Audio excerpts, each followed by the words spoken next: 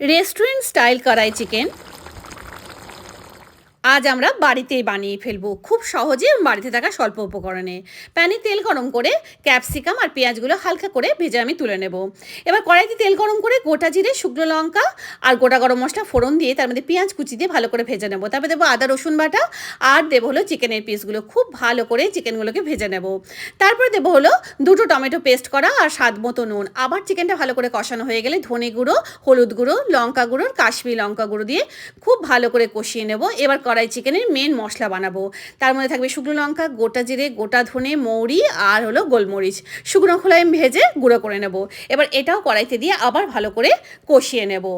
কষানো খুব যখন ভালো করে হয়ে যাবে তখন ভেজে রাখা পেঁয়াজ আর ক্যাপসিকামগুলো দিয়ে দেবো। তারপরে দিয়ে দেবো হলো পরিমাণ মতো এখানে গরম জল দিয়ে এটা সিদ্ধ হওয়ার জন্য ঢেকে দেবো।